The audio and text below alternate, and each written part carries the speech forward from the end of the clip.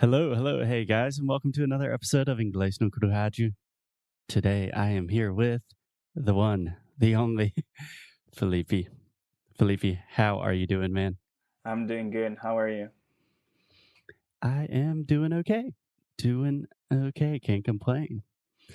So, if you have not been listening to the show this week or the last few episodes, we have been talking about different states in the United States. And we think this is just a good opportunity to learn more about different places, different people, different cultures.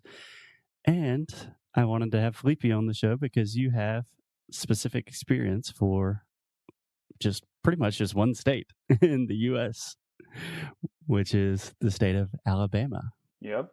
I lived in Alabama for a year, so I love it. Yeah, it was a great experience. Okay. So, Felipe, just to be honest, to start, I'm from the South. I consider myself a Southerner, but I don't know too much about Alabama. I've driven through Alabama a lot of times. I've been to Mobile a few times, which is nice.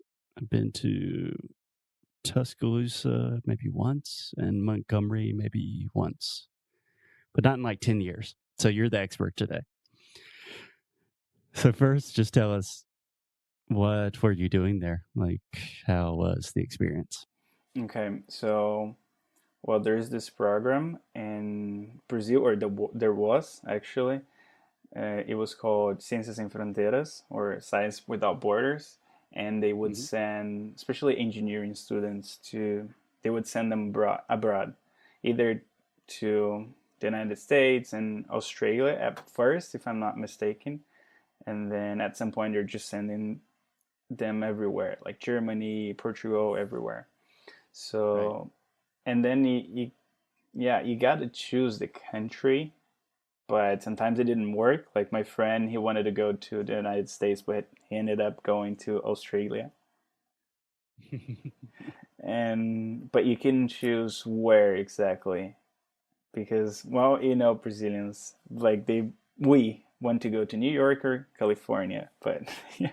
Yeah, I don't know any Brazilians personally that say Alabama. That's where I'm going. Yeah. And then when they said Alabama, I didn't really know like this thing about the South of the United States. I just knew Alabama from the song and And what song are you referring to? Sweet Home Alabama from Leonard Skinner. Leonard Skinner. Yeah, everyone knows that song. Sweet Home Alabama. Yeah, I'm not gonna, I'm not going to try right now. Okay, so you applied for this program. You didn't really know anything about the South. You just said you wanted to go to the U.S. and they put you in Alabama. Exactly. Cool. Okay, what city? Birmingham. Birmingham, Alabama. I've actually been to Birmingham one time. Yeah, I think it's pretty cool. Okay, so tell us about it. Um, well, first, let me get a sense of how was your English when you first arrived? Well, I could write a little bit. No, I could definitely write some things, and I could read very well, but I couldn't listen. I remember I took some classes like 2 or 3 weeks before that, and I had a English teacher back then, and I couldn't, seriously, like, she was trying to, I don't remember the TV show. I think it was Friends or Sex in the City or something like that, and we are trying to watch it without subtitles, and I was like, I like, there's no way I can understand this. But I said, I'm going anyways. I don't mind. Yeah. How old were you at the time? I was 21. Okay, cool. And as you see now, Felipe is what, you're 27, 28? 28. Yeah. 28, and you speak excellent English nowadays. So you arrived, you really didn't know too much English. Your English wasn't great, and you said you really didn't know anything about the South in general. Yeah, exactly. And yeah, about that, I didn't know that, especially Birmingham. the majority of the population there, they are black, right? So they speak in a different way. They have a different accent. And that was like, I already didn't know a lot of English, and that just added up, because they have this really thick accent. Yeah. So I would say two things there. First, in general, in the South, it varies a little bit depending on the state, but the South has its own accent. And I speak like a Southerner, obviously, when I'm teaching. I don't know if my accent changes a little bit. And then also, um, linguistically speaking, we would probably say something like African American vernacular. Um, but yeah, Black people in the South tend to speak a little bit differently than white people in the South. So you have a lot of difficult things to deal with as a 21-year-old trying to figure out what to do there. So how did your experience start? Were you totally lost or Well, so I was taking English classes for 2 months, and that really helped. Not because of the classes itself, but because like everything was in English, so they couldn't speak Portuguese. Because here in Brazil, people would speak Portuguese if you don't understand what they're saying. And there, it was only English, and that really helped. And I remember this one time I went to Subway, and this guy, the sandwich place? yeah, the sandwich place, exactly. Not the metro. Not the metro, no. Okay.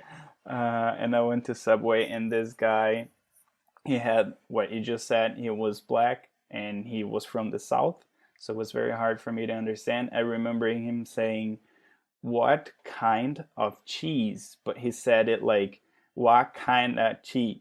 And I couldn't understand. And I was just pointing at some point, like, I want this, I want that. Yeah, I've noticed that's always one of the most difficult things for me.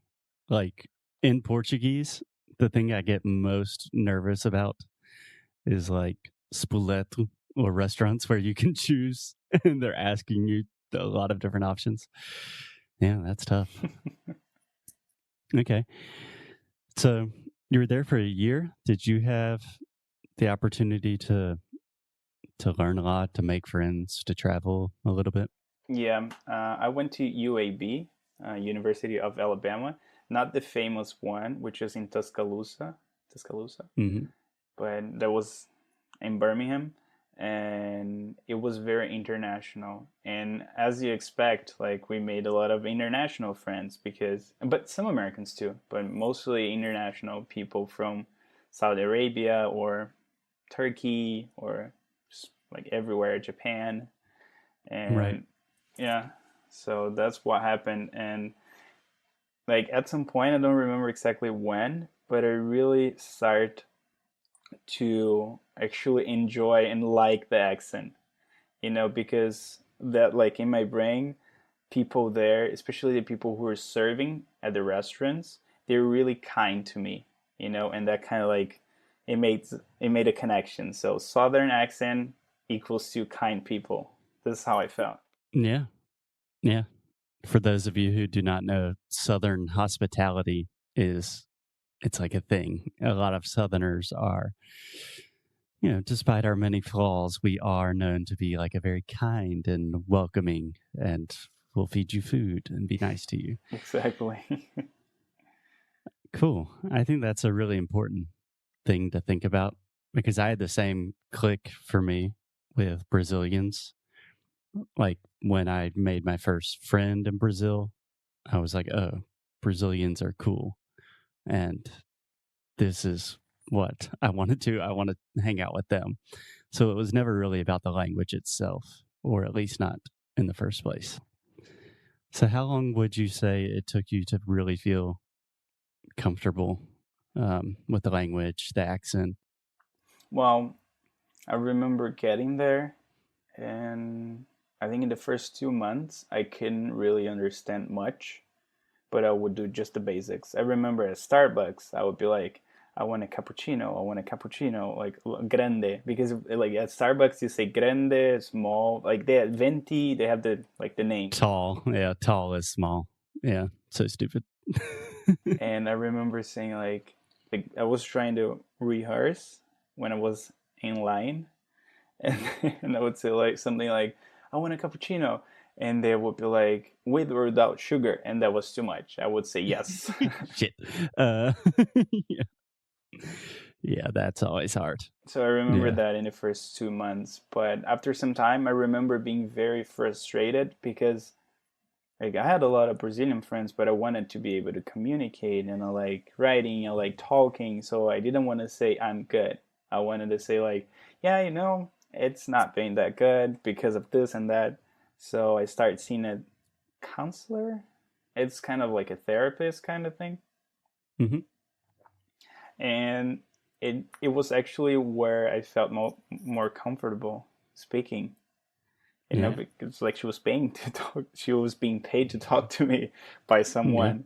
So that was around the third month, I think, and I would say after 6 months, I was able to speak, and especially sometimes when I was drinking, that would improve my Yeah. speaking. Yeah. A couple of interesting things there. I think normally about the 6 month mark, in my experience, and with a lot of our students, that's where really people kind of hit their stride and kind of get into the flow of the language. Um, in drinking, yeah, it helps, but it's always a delicate balance. I feel like if I have like 3 beers, my Portuguese is awesome. And then like after 5 beers, my Portuguese is terrible. Cool. So, Felipe, can you tell me a little bit about Birmingham? I've only been once. Don't really remember anything about it. Did you like the city?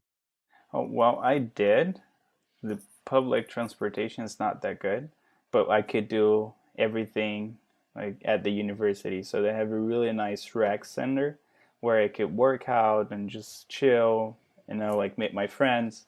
And everything was kind of close, so we could do pretty much everything. And one of my American friends, she had a car. So we would normally go to a restaurant or to the mall, but not very often.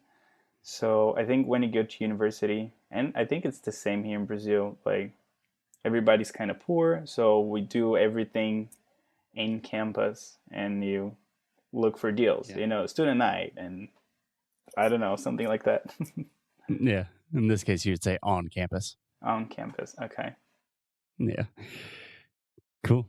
And did you have the opportunity to travel to other places or other cities in Alabama?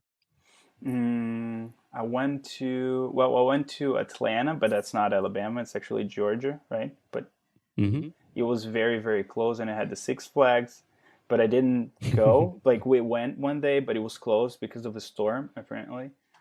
And I went to Huntsville. Huntsville, Alabama. Yeah, twice actually. I went there to the space station, something. Yeah. I can't remember exactly what they have in Huntsville, but something important happened in Huntsville with. Yeah, and then I looked it up, and apparently the first rocket to put humans on the moon was built there in Huntsville. Wow. Wow. You learn something new every day. Cool. Did you go to Montgomery at all? No, I didn't. I didn't. And people were saying like Montgomery is the capital, but Birmingham is as important as Montgomery in terms of like size and economy. Yeah, that's something we've noticed in other episodes too, that a lot of the times in the US, the capital city of the state, it sometimes it's just the political capital. It's like where the state house and the courts are, but it's not necessarily the biggest or the most important city. Yeah. And one thing that happened there too, I thought that was funny. Like I went to Huntsville twice because one of my friends' family used to live there, and she's American. She was one of my American friends, but her family, I think they're from the Philippines. And Hmm. like this is when I actually understood that southern hospitality, like they're really really nice to me, but they would call me Hiki because every Latino person would look like Enrique Iglesias. But that was like a joke because they're also from somewhere else, you know. But that was like it made me feel at home. Yeah. Yeah. Um, yeah, I have a lot of things to say about that I'm probably not going to, but that's just a good piece of advice. If you're visiting the US and you are Brazilian, people are not going to remember that. They're going just to say that you're from some random country in Latin America. But most of the time, it's it's not like malintentioned. People are just trying to be nice and struggling a little bit. Cool. Any other things you want to tell listeners about Alabama? No, not really. Just visit. I know people told me you're crazy. You're going to Alabama and there's nothing to do there, but I think it was one of the best years of my life.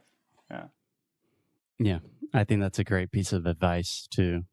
If someone says, like, if someone from a country says, no, that place is boring, there's nothing to do, that means as a foreigner, it's probably where you want to go. Like, that's where you're going to see normal life. And that's really cool. Yep. Awesome. Well, thanks for coming on the show, Felipe. We'll get you back on sometime soon. And we will talk to you guys tomorrow. Bye.